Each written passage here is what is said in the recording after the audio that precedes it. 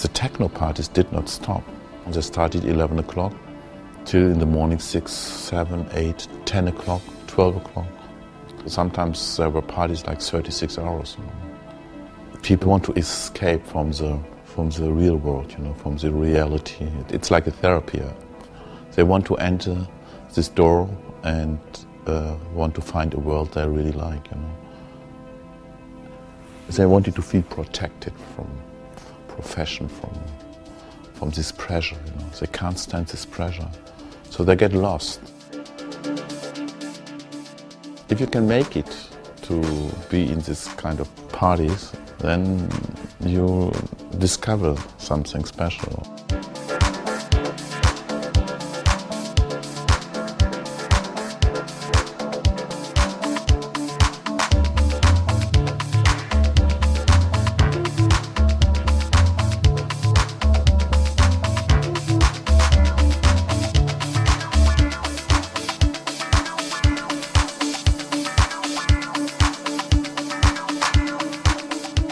You leave the club, you close the door, and the only thing that stays is it was somehow great. You do not remember any melody line or something. It was just a great feeling, and you enter the reality again. But you find good other spaces, breakfast cafes, parks, where the bridge from the club to the reality is not so difficult. And this you only find in Berlin.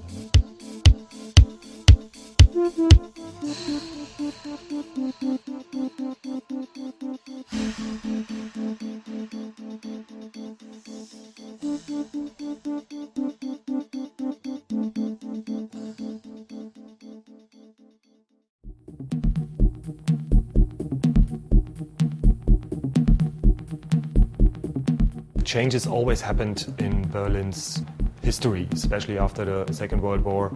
There was this law that you don't have to go to this military service when you're living in West Berlin. So if you were clever, then you finished school in West Germany and just left your hometown and went to West Berlin. So Berlin became in the 80s and very, very political and very alternative. We had the extremely strong gay scene and a very creative underground scene here that was not based on people that was born in Berlin.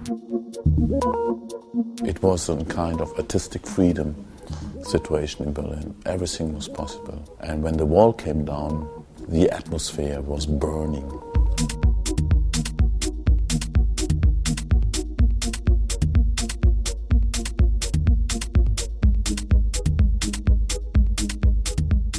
The wall falls down and like a small scene in West Berlin takes over huge empty spaces in East Berlin. So they celebrate the freedom. That's one big historical accident. I mean, nobody could have anticipated anything like that. The wall coming down, East Berlin being totally unexplored, people going into houses, making warehouse parties, lower living costs. Only in this environment you can actually have a club culture and a music culture like this growing. This is basically what made it all possible. In the first 3 years there were no control by authorities, so we could do what we wanted to do.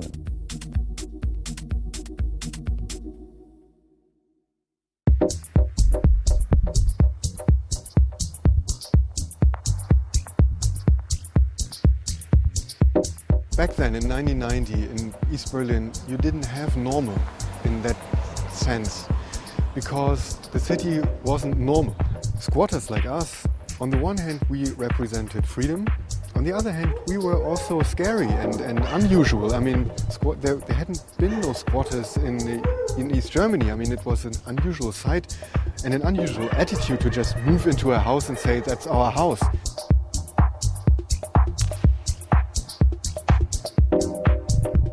In our squad we could do what we wanted to because the police didn't give a shit or didn't know a shit. Crazy stuff, but that's the way it was in 91.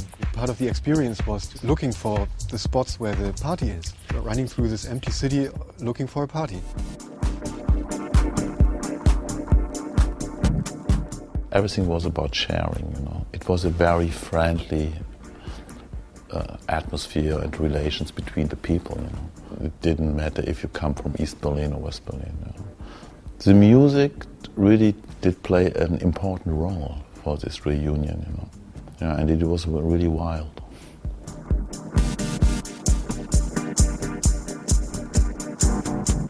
Reason why I came here and the whole feeling the city had, it was inspiring, like this dark attitude, the dirt, the grey buildings, that was definitely inspiring, and it made me what I am today.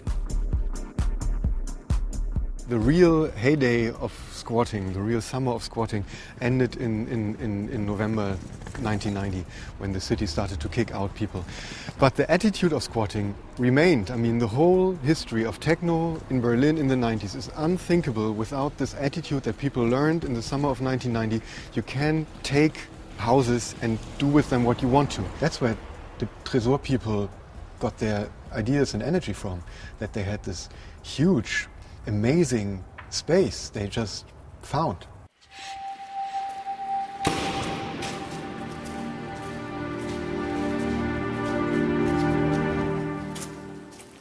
We found this old vault, the Tresor Club, in the heart of the city. We discovered it like in '91. We came in and it was untouched over nearly 45 years. And we discovered it. It was like opening a pyramid. It was a big adventure. And I felt it immediately. It was dedicated for something special. We could transform this space and it became a symbol, for the reunion of kids from East and West Berlin, It was a perfect space for this new adventure called techno.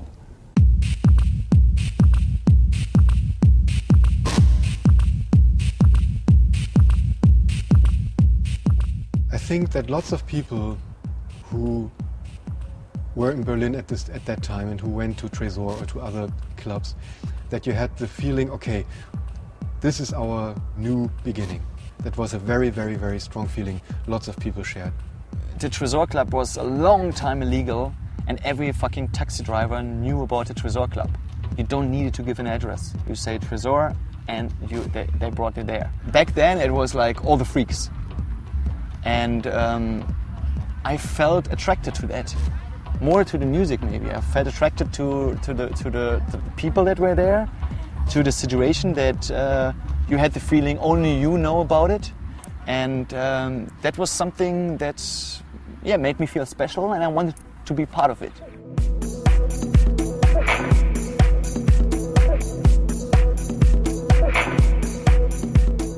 I think the idea of escaping from where you have been, getting rid of the old heavy feelings, is, that was like the mood a lot of people had.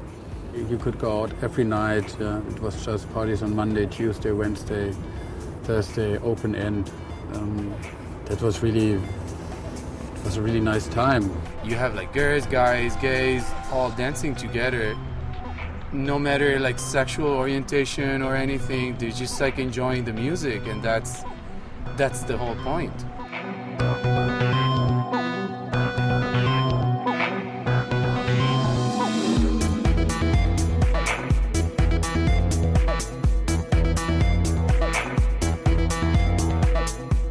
I don't really know when this 90s German adventure changed into this Berlin that we have right now, which is like an international kind of hotspot. But I remember the moment I realized it. And that was 2004, and I was standing in the line of a club. I realized, wow, all these people around me speak different languages. Nobody speaks German. In the early days, I think we had only 20% tourists, and the rest came from Germany, or mainly from Berlin. Today we have 60 up to 70, 80% tourists and foreigners. And that's why we also have many more clubs. You have the clubs in the tourist guides, and we as a club, at first you're like, oh cool, we're in a tourist guide, but then you end up, everybody who's never heard about techno, about electronic music in general, just turns up at the club, and then you have this strange mixture of people that actually come from a underground culture background. They meet people that have never been to a club before in their life. This is why we have selection at the door, separating the ones that themselves wouldn't like the club. We make a decision for them actually, because they just don't fit. They've never experienced this culture, and it kills the vibe inside if you have too many of them inside. At the moment we have to take care a little bit that not too many stupid people come into the scene, you know? Like just drinking and getting lost, and like in Mallorca, like in Ballermann, you know, like the Germans go to New York. This is this cheap tourism.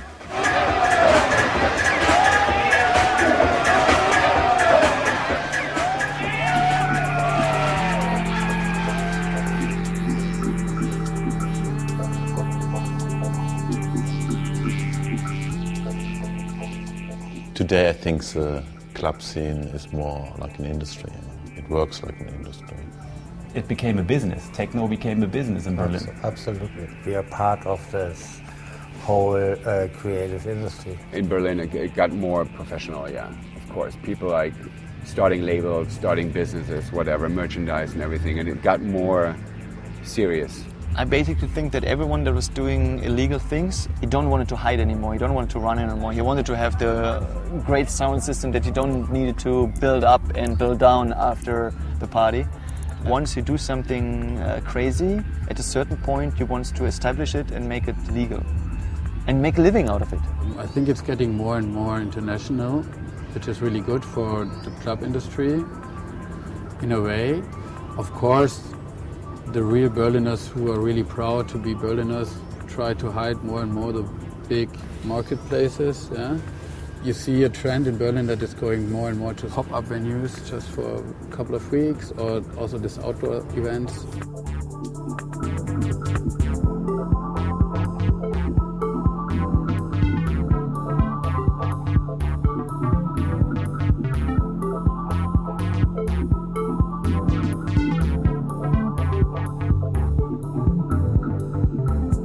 Now the government becomes interested in club life.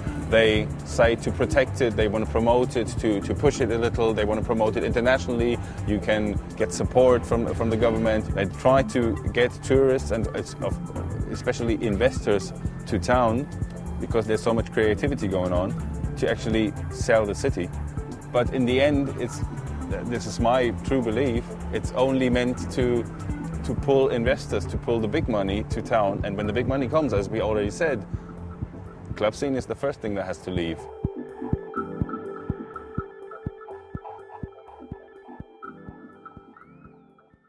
But still, you find new spots every week here.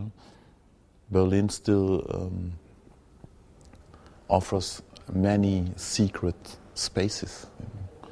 And young kids find them, discover them, and start a new thing. The gaps where the wall was are still not filled, and there's still areas that are to be discovered.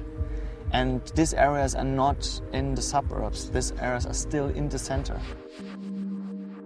So this is the club, Renato. You know, we have very many different rooms in this building, which is just a normal residential building.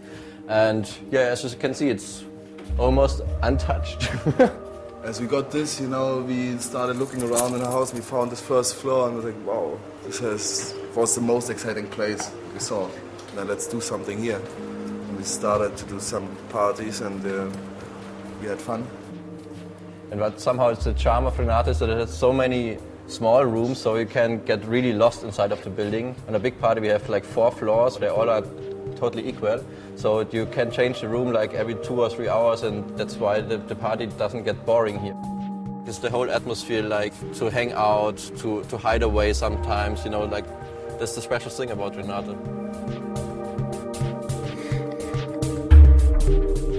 Ooh, welcome to the dungeon.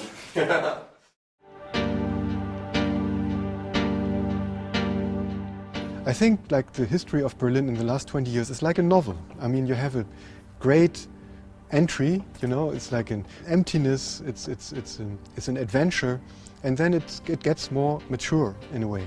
It gets more complicated, it gets more complex, and it gets more successful, and it gets more colorful.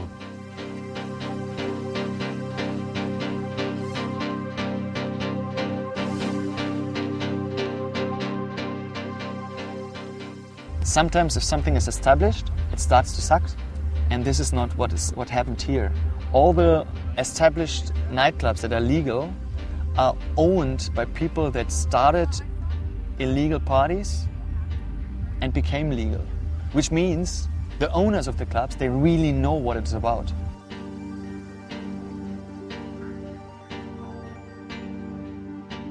This scene is so much bigger than people out there can imagine, you know. They're thinking we're opening this door at 11 in the evening and doing a strange party, and the next day it's all over. It's a little culture and a little economy. It's not common for German cities to be that attractive for the rest of the world. It's a very, very new situation for a German city to be like the hotspot. When I walk through the streets in Berlin, still up to now, I have the feeling on the pulse of the present. You know, it's happening here.